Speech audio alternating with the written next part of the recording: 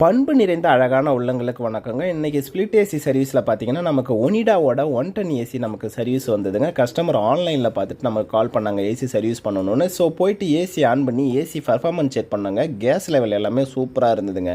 இதில் என்ன ஒரு பெரிய விஷயம்னா எவாப்ரேட் காயில் வந்து டஸ்ட்டுனால டோட்டலி சோக் ஆகிடுச்சிங்க. பயங்கர டஸ்ட்டுங்க. இந்த அளவுக்கு டஸ்ட்டு வச்சு மெயின்டைன் பண்ணி ஏசியை ஓடக்கூடாதுங்க. இது வந்து ஏசிக்கு நல்லதில்லை. கண்டிப்பாக கம்ப்ரஸர் அடி வாங்கும். ஸோ பவர் கன்சப்ஷனும் அதிகமாகுங்க. இபி பில்லும் நம்மளுக்கு அதிகமாக ஆகும். ஸோ கஸ்டமருக்கு வந்து கூலிங் அதிகமாக இல்லைன்றதுனால ஏசி ஆன் பண்ணிக்கிட்டு ஃபேன் போட்டு யூஸ் பண்ணிக்கிட்டு இருந்தாங்க. பயங்கர டஸ்ட்டு இருந்ததுங்க. ஸோ டஸ்ட்டு இவ்வளோ இருக்குன்றதுனால நம்ம வாட்ரு சர்வீஸ் பண்ணணுங்கன்னு சொல்லிட்டு நம்ம சர்வீஸ் ஸ்டார்ட் பண்ணுறோங்க.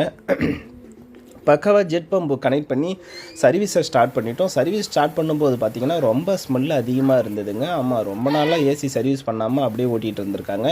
நம்ம 1 மணி நேரத்துக்கு மேலே இந்த சர்வீஸை முடிக்கிறதுக்கு நமக்கு டைம் ஆகிடுச்சிங்க. ஏன்னா அழுக்கு டஸ்ட்டு அதிகமாக இருந்ததுனால நம்ம பக்காவாக சூப்பராக க்ளீன் பண்ணி எடுத்துட்டோங்க.